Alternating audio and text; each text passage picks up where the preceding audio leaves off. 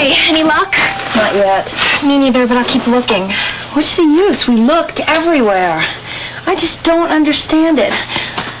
Wasn't in the lodge this morning, and since then we've been over every square inch of the ranch.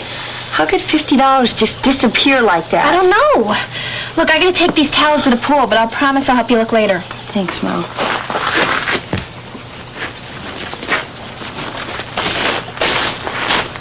Now this light tells you when the tape is done rewinding, this light tells you when the batteries are low, and this light just sits there and looks cool. Hey, isn't the sound awesome? Yeah. Yeah, sounds great. Oh, hey, Brad. Oh, did you find your money yet? No, I've searched everywhere, no luck yet. Man, that's too bad. See, you got your cassette player. Yeah. Hey, guys, the CD also has a memory so you can program it. Really? Ted, Hey. where'd you get the money for the cassette player? Why? Well, it's funny. Yesterday you didn't have it, and today... Hey, I told you, Ted McGriff never gives up. No, really. Come on, Ted. Where'd you get the money? I'd like to know. Why do you care where I got the money? I just want to know. Is that okay? Brad, look, I don't think it's any of your business, really. I mean, how does somebody get money? You either save it or you earn it. There are other ways. What other ways? Other ways? I want to know exactly what you mean by that, Brad. Guys, why don't we just stop this right now before somebody says something that somebody else might misunderstand? No, Jake, I understand perfectly. You think I stole your money.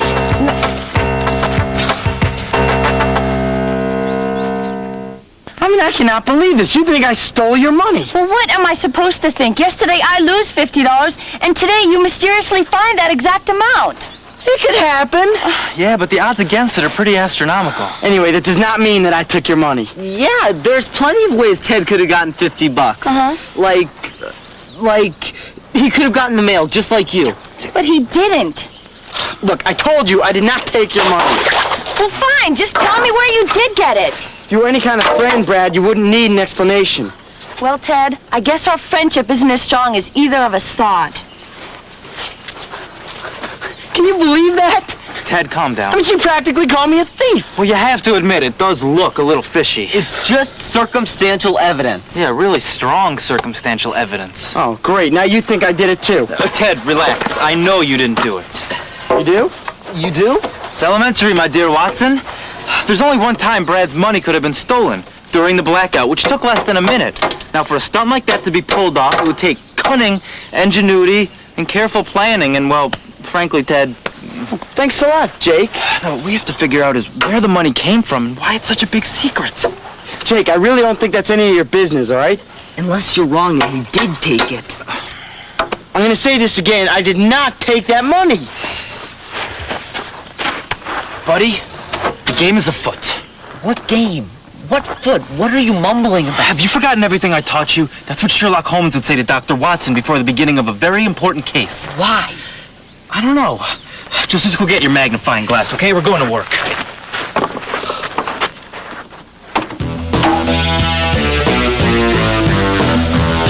Now, if you guys will just answer some questions, I'm sure we can prove beyond a shadow of a doubt that Ted is completely innocent. Jake, I already told you. It's not like I think Ted took my money. He just made me lose my temper and I said some stupid things. The only thing that doesn't make any sense is why he won't tell us where he got the money. Oh, come on, guys. You know Ted. Nothing he ever does makes any sense. Why should this be any different? Well, then you guys will answer some questions, right? I guess so.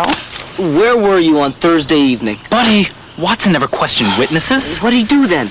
He would stand around and tell Holmes how brilliant he was. That stinks. Well, life's tough. Now, Brad, who sat next to you during the Monopoly game? Why?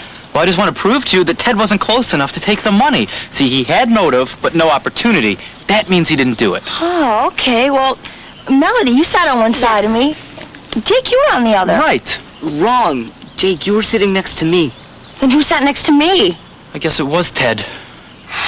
Then you're saying he did have the opportunity to take my money. But technically, yes, but we all know that Ted didn't do it. But he could have. All right, guys, listen. If Ted had taken the money, he wouldn't have helped to search the lodge this morning. He's just not that devious. Ted wasn't there this morning.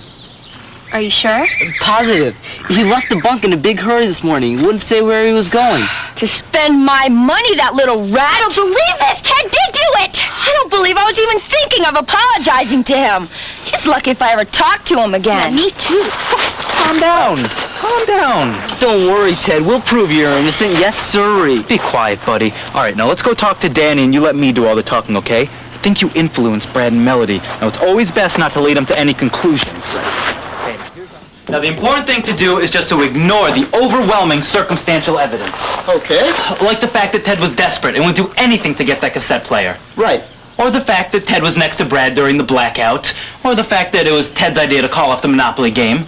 Or the fact that it was his idea to postpone the search. Or even the fact that Ted wasn't even there at the search this morning. Yeah. Just ignore all that. The important thing to do now is to examine the criminal's psychological profile, which will prove Ted's innocence. Now, what kind of guy's gonna steal money from his friends? I don't know. Is it gonna be the kind of guy who doesn't think about the effects of his actions? Who's a little self-centered, a little thoughtless? Like Ted. Yeah, that does sound like Ted, doesn't it? Buddy, do you know what this means? Yeah, Holmes got to do all the fun stuff while Watson just got bored. No, we solved the crime. Ted did it. Hey, guys. What are you doing? Did you see how guilty he looked? Nice to see you, too. Yeah, and don't forget, Ted was playing with that lamp right before the blackout. Yeah, I'll bet Ted caused that blackout. Oh, guys, it just seems so hard to believe. Yeah, well, that's what I thought until Buddy and I here scientifically proved that it had to be Ted. Oh, that's pretty low, even for Ted. Okay, here we go.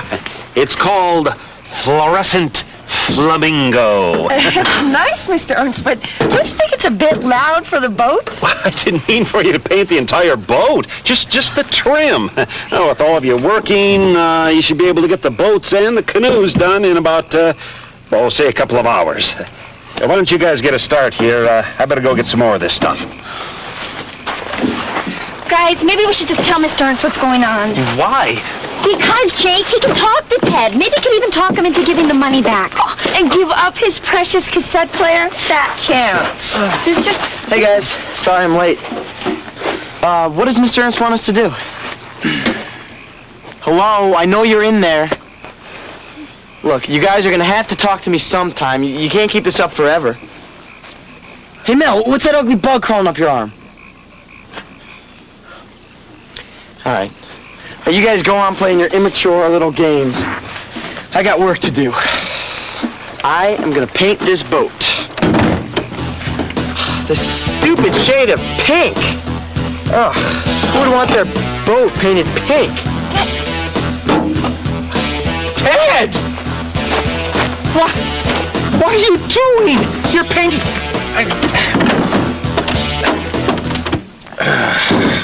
I didn't mean for you to paint the entire boat, just the trim.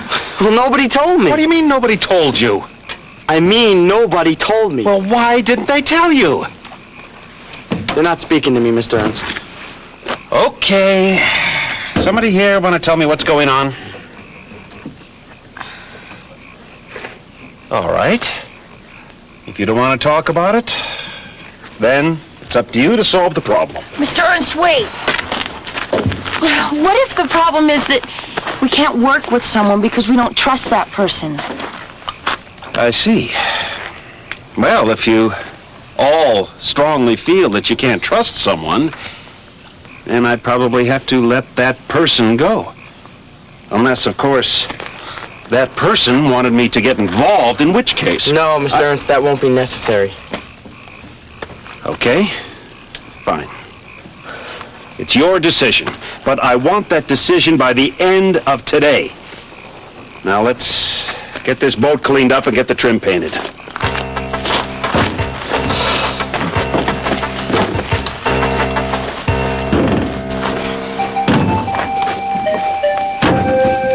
Guys, we really got to think this through.